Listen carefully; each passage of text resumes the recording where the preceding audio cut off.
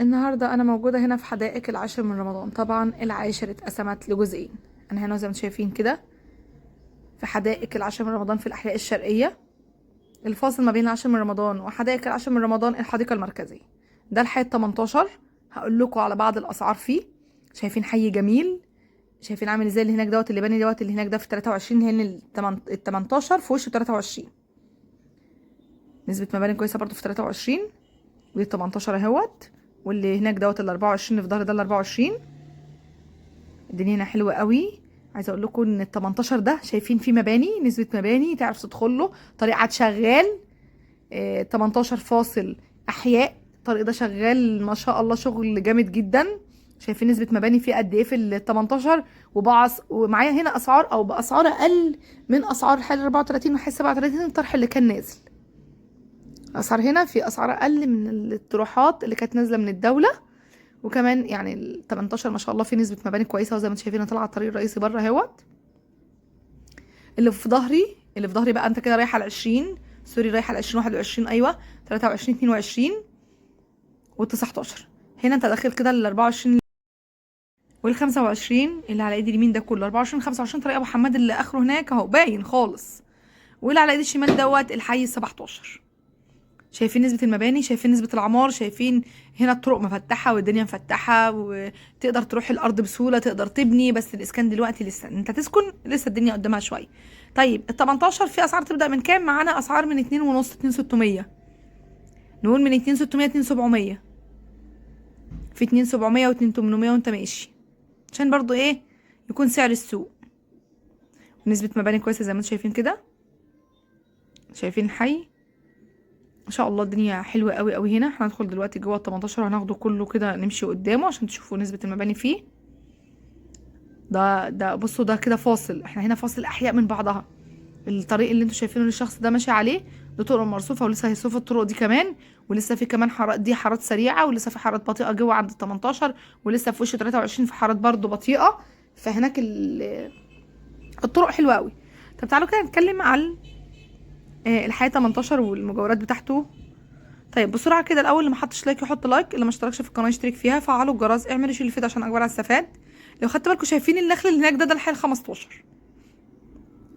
15 ما بين 15 و 16 يعني ما شاء الله قريب جدا.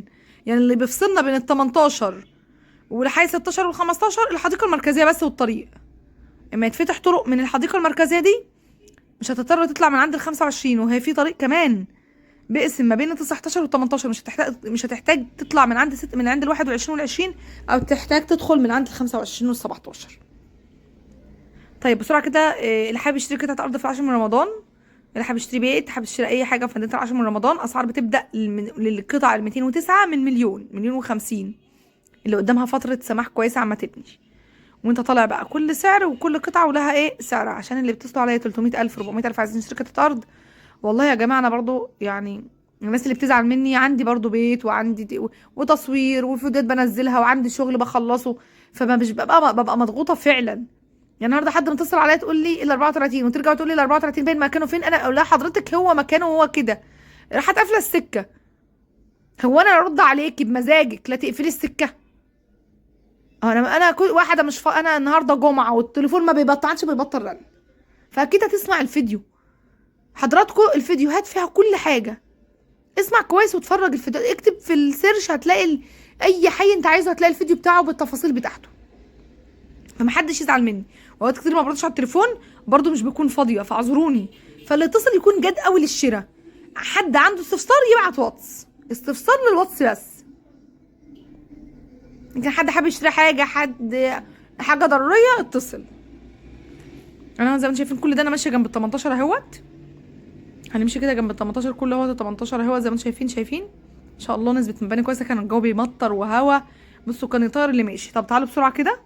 اللي عايز مكتب عقاري عندنا مكتب عقاري، عايز مكتب هندسي المباني، رخصه جواب حفر، اشراف هندسي، اشراف تشطيبات، عندنا المكتب الهندسي. انا الباشمهندس احمد شفت شغله، واللي حابب يشوف شغله في الفيديوهات اللي قبل دي هتلاقوني كاتبه ومصوره شغل الباشمهندس. طيب كمان اللي حابب يعمل تنازل لقطعه ارض فاضيه، عندنا التنازل اي قطعه في الاحياء الجديده دي بنعمل تنازلات وبنطلع معاك في الجهاز وبنخلص لك، بنطلع معاك الميه وبنطلع معاك بنك، نجيب لك المخالفات بتاعتك الفواتير بتاعتك اللي هي الورق بتاع سداد مثلا مخالصه ميه ومخالصه بنك، بنطلع معاك نخلصها ونطلع معاك الجهاز نخلص لك ورقك في الجهاز. للتواصل الرقم موجود اهوت، اتواصلوا معايا وللجادين بالله عليكم، يعني محدش يزعل مني، انا بديكم المعلومات كلها في الفيديوهات.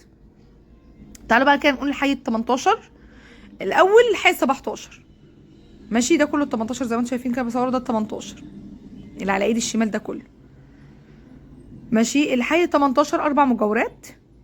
الحي 18 كله قطع اراضي مميزه. يعني ايه مميز؟ مش على طريق، لا مميز يعني قطع 500 فاكثر، ما فيهوش 450 متر وكله من 500 فاكثر. بينه وبين طريق ابو حماد ايه، ما فيش الا الحي 17 بعد كده هو طريق، بعد كده 18 في طريق هيفصل ما بين الحي 18 والحي 19، طريق كبير جاي من عند ال 15 ما بين 16 وال 15 كمان، فيفصل لك الحي 19 من 18 لحد الصوب، هيبقى دولي، هيبقى حاجه ضرب نار، هيرفع الاحياء الشرقيه دي كلها وهيخليها في مكان تاني، مع الجهاز الجديد بتاع حدائق العشر من رمضان، ان هو يفضل الاماكن دي والاحياء دي كلها والاحياء الغربيه، ويبدا يبدا يرفق بقى ويشوف ايه اللي محتاجه، عايز الحي ده عايز ايه والحي ده محتاج ايه. طب ابدا اطرح هنا مول، طب هبدا اطرح هنا مدرسه، هبدا اطرح هنا صيدليه ومولات فيها صيادله وفيها مثلا دكاتره. فالاحياء دي كلها ايامها جايه، وزي ما قلت لكم اللي هيفيدكم قوي وحاجه حلوه قوي اللي لحدائق العشر دي الجهاز الجديد اهو. شايفين انا هنا في ال 18 نسبه المباني حلوه. طب ايه الاسكان اللي ورا 18 ده؟ الحي ال 20 نسبه المباني في ال 18 حلوه قوي بجد. بصوا الاحياء دي كلها حلوه قوي، مفيش حاجه اسمها بعيد. 23 22 18 19 مش بعاد يا جماعه، في طريق هيبقى يفصل ما بين الاحياء دي، هيجي من 19 بدل ما كنت تلف من عند 8 ال 25 هناك، او ما بدل ما تلف من عند ال 20 هناك، لا عشان تدخل الاحياء دي الطريق دوت اول ما يتفتح الاسعار هناك هترفع، سعرها هيرفع شويه وهيشد شويه. طيب انا عايزه اشتري قطعه ارض في ال 28 ابدا من 1700، نقول من سوري 2700، سوري في ال 18 2700. عايز ابدا اشتري قطعه ارض في ال 22 23 209 ابدا من مليون 100، من مليون 150. 276 ابدا من مليون مثلا برضو وربع، مليون 200 تبع قطعه الارض تبع قطعه الارض ونسبه التميز بتاعتها. 24 معايا اراضي، معايا قطعه ارض حلوه قوي قوي في ال 24 بمليون 75,000 حاجه كده اللي هو ببلاش، وواجهه مفتوحه وحلوه قوي، صاحبها بيبيعها مالك اصلي. معانا شغل كتير، اللي محتاج اي حاجه في العشر من رمضان تواصل معايا. مجاوره الحي 18 فيه 4 مجاورات، 1 و2 و3 و4. مجاوره 1 و4 بصينا على الحي 18، على الحي 19 دول المجاوره 1 و4 دول هيبقوا على الطريق اللي هيفتح ما بين ال 18 وال 19، وهيبقوا برضو و4 وهما برضو بصينا على ال 17، بس لما يجي الطريق هيفرقهم عن بعض، ما بين ال 17 وما بين ال 18 يبقى طريق دولي كبير ماشي، ما بين ال 18 وما بين ال 19. وكمان عندنا مجاوره، انا ممكن اكون اتلخبطت شويه في المجاورات دي ماشي، فاعذروني، بين 1 و2 و2 و4 من عند ال 18 ومن عند ال 17، بس ان شاء الله يعني اكون صح كده. مجاوره 3 و4 على الحديقه المركزيه، مجاوره 1 و2 بصينا على الحي 23، مجاوره 2 و3 بصينا على الحي 17. يبقى كده الدنيا تمام معاكم، او كده انا صح؟ كده انا صح. ده الحي 18 اهو، كل ده اللي انا ماشيه على ايدي الشمال ده كله حي 18 نسبه المباني كويسه. هندخل بقى قدام شويه كده نبص نلاقي نسبه المباني اكبر، هنلاقي كده الحي ال 17 في ترفيق، الدنيا رفقت، كل قطعه ارض قدامها الميه والصرف بتاعها، تقدر تبني بسهوله، تقدر تبني بسهوله في ال 18 ايوه في تقدر تبني. لو محتاج مكتب هندسي يبني لك، طلع رخصه جواب حفر عندنا المكتب الهندسي. بالتوفيق للجميع. الناس اللي عماله تبعت لي عيني علشان ال 37، واحد دلوقتي لسه باعت لي دلوقتي وبيقول لي عايز حد ياخد الاوفر وهو يكمل لان هو مش معاه فلوس يكمل القطعه، ما كانش يعرف ان سعرها عالي كده، وعامل استكمال 100%. لو حد حابب يشتري قطعه ارض، معايا ناس كتير، يمكن معايا كل الناس اللي قدموا في ال 17 وال 34 عايزين اوفر. في ناس عايزه اوفر وفي ناس بتقول لي لا مش عايز اوفر وبيعي لي وحد بس يديني المقدم. ففي شغل كتير، وفي شغل في 18 كتير، ومعانا في ال 17 ومعانا في كل الاحياء شغل كتير. اللي حابب يتواصل معانا الرقم موجود اهو فوق الفيديو، تواصلوا معانا. كده هناك قدام كده بقى الحي سوري، قدام كده بقى هناك الطريق الرئيسي بقى، هنطلع بقى على طريق امتداد ابو حماد. اللي هناك العربيه اللي ماشيه هناك ديت عند ال 15، انتوا متخيلين؟ شايفين ما شاء الله قريب قوي. بالتوفيق للجميع، حطوا لايك.